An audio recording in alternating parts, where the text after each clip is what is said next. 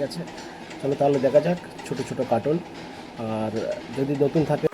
গোপাল তাল কুড়োনোর জন্য ভাগাড়ের তাল গাছগুলোর দিকে হেঁটে যায়। হঠাৎই গোপাল তাদের দেখতে পেয়ে দূরে এক গাছের আড়ালে লুকিয়ে পড়ে। আজকে দেখছি আবার গোভূতগুলো জেগে উঠে তাল খেতে এসেছে। ওদের পেট ভরা পর্যন্ত আমাকে এখানেই অপেক্ষা করতে হবে। গাছ থেকে পড়া তালগুলো গোভূতেরা মজা করে খেতে থাকে, আর মাঝে মধ্যেই তারা গর্জন করে উঠছে। ও বাবারে বাবা, তাল খাচ্ছিস, খা না, আবার এই ভয়ঙ্কর গর্জন করার কি আছে? এরপর গোভূতগুলো পেট ভরে তাল খেয়ে পাশে ভাগাড়ের দিকে চলে যায়। তারপর তারা একে একে আবার অদৃশ্য হয়ে যায়। যাই, এবার তাড়াতাড়ি করে গোটা কত তাল কুড়িয়ে পালিয়ে যাই। সবে গোভূতগুলো গেছে, গোভূতের ভয়ে এক্ষুনি তারা এই তল্লাটে আসবে না। এই সুযোগ। এই বলে গোপাল তাড়াতাড়ি করে বেশ কটা তাল কুড়িয়ে বস্তায় ভরে। তারপর সে বাড়ির দিকে ফিরতে থাকে। না, যা দেখছি গোভূতের উৎপাতে আর রাতে তাল কুড়োতে আসা যাবে না। আজকাল রোজই গোভূতগুলো তাল খেতে আসছে। এরপর থেকে গোপাল আর রাতে তাল কুড়োতে আসে না। সে মাঝে মধ্যেই দিনের বেলায় তাল কুড়িয়ে নিয়ে যায়। এমনই একদিন সে তাল কুড়িয়ে বাড়ি ফিরে। মা, জানো পঞ্চা কাকাদের গরুটা মারা গেছে। আমি যখন ওই ভাগাড়ের দিক থেকে তাল কুড়িয়ে ফিরছিলাম, তখন দেখি পঞ্চা কাকা আর ভানু কাকা গরুটাকে নিয়ে সেই দিকেই যাচ্ছে। কি হয়েছিল গো গরুটার? তুই আবার ওই ভাগাড়ে তাল কুড়োতে গিয়েছিলিস? তোকে কত করে বারণ করেছি না, তুই ওখানে তাল কুড়োতে যাবি না, ওই জায়গাটা ভালো না। তুই আমার কোনো কথা শুনিস না। বলো না মা, পঞ্চা কাকাদের গরুটার কি হয়েছিল? পুকুর ঘাটে সবাই বলা বলি করছিল কাল রাতে নাকি গোয়ালে কোনো বিষধর সাপ ঢুকেছিল, আর সকালে তোর কাকি দুধ দুইতে গিয়ে দেখে গরুটার মুখ দিয়ে ফেনা কেটে পড়ে আছে।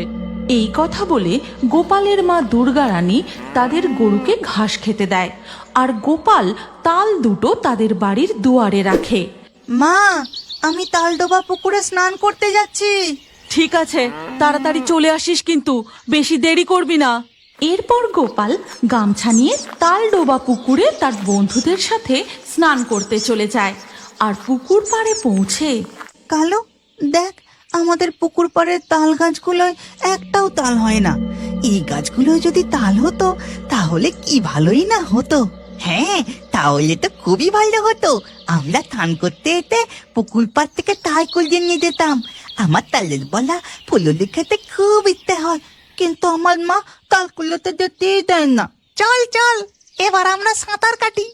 এই কথা বলে তিন বন্ধু একে একে তাল গাছের ওপর থেকে পুকুরের জলে লাফ দিয়ে সাঁতার কাটতে থাকে। কখনো তারা ডুব দেয়, আবার কখনো নিজেদের মধ্যে সাঁতারের রেশ লাগায়। এইভাবেই ঘন্টাখানেক তারা বেশ মজা করে স্নান করে। গোপে, ও গোপে, এবার পুকুরের জল থেকে উঠে আয় বাবা, অনেকক্ষণ ধরে স্নান করছিস, দুপুর হয়ে গেল, এবার বাড়ি চল। গোপালের মা গোপালকে সাধ করে গোপে বলে ডাকে। এরপর গোপে ও তার বন্ধুরা পুকুর থেকে উঠে আসে। তারপর তারা যে যার বাড়ি ফিরে যায়। এরপর দুপুর গড়িয়ে সন্ধ্যা হয়। আর সেই দিনই রাত্রিবেলা গ্রামের এক মহিলা পথে হাঁটতে হাঁটতে ওই ভাগাড়ের ধারে কেউই তেমন তাল কুড়োতে যায় না, আর শুনেছি বাজারে এখন তালের দাম ভালোই চলছে। পল্টুর বাবাকে বলবো কাল সকালে তালগুলো হাটে বেচে দিয়ে আসতে। এই বলে শেফালি চাঁদের জ্যোৎস্না আলোয় তাল কুড়োতে ভাগাড়ের দিকে এগিয়ে যায়। তালতলায় গিয়ে দেখে সেখানে অনেক তাল পড়ে আছে। ও, কত তাল পড়েছে! চাঁদের আলোয় তাল কুড়োতে একটু অসুবিধা হবে না। বুঝছি, আরেকটা তাল পড়লো, আজ আমি বস্তা ভরে তাল কুড়িয়ে নিয়ে যাব। শেফালি তার বস্তায় একটা একটা তাল কুড়িয়ে ভরতে থাকে, কিন্তু শেফালি দেখতে পায় না যে তাল গাছের ওপর থেকে এক ডাইনি বসে তাকে একভাবে দেখছে, আর মাঝে মধ্যেই একটা করে তাল নিচে ফেলছে। ওই যে আরেকটা তাল পড়লো, তাড়াতাড়ি করে কুড়োই। শেফালি তালটা কুড়োতে যাবে, ঠিক সেই সময় সে দেখে কে যেন এক মাথা ঘোমটা দিয়ে হারিকেন হাতে এই দিকেই আসছে। ও বাবা, আমি তো জানতাম এইদিকে ভয় কেউ তাল কুড়োতে আসে না। কিছুটা কাছাকাছি আসতেই শেফালি বুঝতে পারে ওটা একটা বউ, কিন্তু তাকে চেনার কোনো উপায় নেই। সে পাশে হারিকেনটা রেখে এক মাথা ঘোমটা ঢাকা অবস্থাতেই তাল কুড়োতে শুরু করে। বাবারে বাবা, রাত দুপুরে মাথায় এত বড় ঘোমটা দেবার কি দরকার? যাকে বউটা আমার ভাগের তাল কুড়িয়ে নেবার আগে আমি বরং তাড়াতাড়ি করে তালগুলো কুড়িয়ে নিই।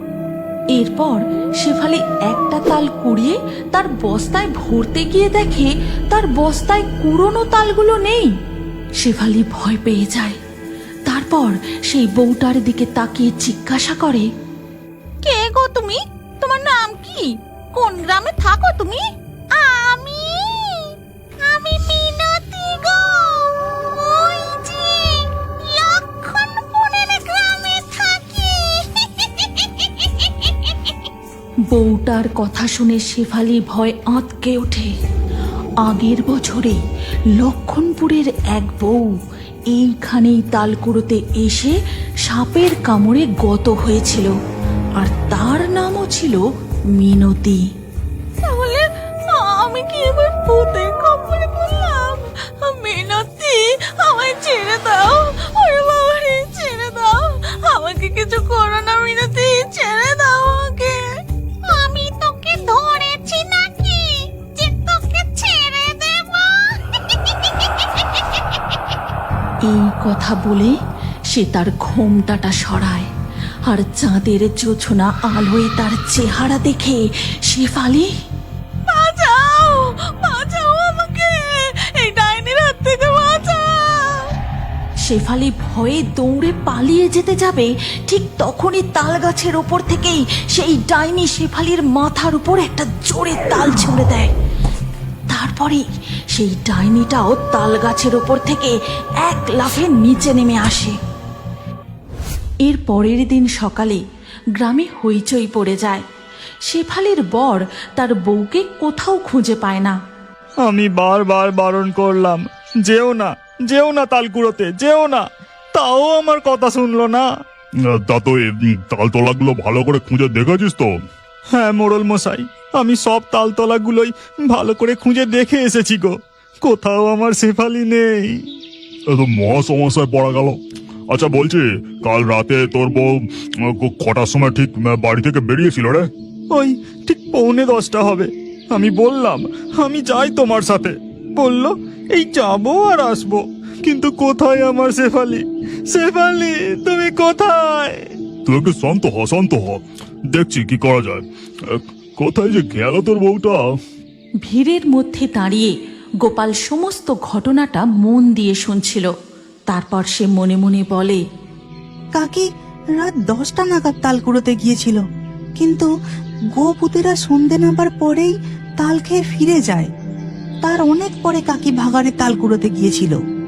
আচ্ছা, এবার বুঝতে পেরেছি কাকির সাথে ঠিক কি হয়েছে। এই কথা বলে গোপাল ছুটে চলে যায় সেই ভাগাড়ের ধারে তাল গাছগুলোর কাছে। তারপর আশপাশটা ভালো করে খুঁজে দেখে, কিন্তু শেফালি কাকি কোথায় যে গেল কি জানি, কোনো চিহ্নই যে দেখতে পাচ্ছি না। আমি যা ভাবলাম তা এতটা ভুল হবে? যাই, বাড়ি ফিরে যাই। গোপাল বাড়ি ফিরে যাবার সময় শেষের তাল গাছটার দিকে আর একবার তাকাতেই সে দেখতে পায় সেই তাল গাছ থেকে একটুখানি শাড়ির অংশ ঝুলছে। এই গল্পের পরবর্তী পর্ব যদি তোমরা দেখতে চাও তাহলে কমেন্টে নেক্সট পার্ট অবশ্যই লেখো, আর আমাদের ফেয়ারি টুনস বাংলা ফেসবুক পেজটি এক্ষুনি ফলো করে নাও। এই গল্পটি ভালো লাগলে লাইক দিয়ে শেয়ার করে দাও।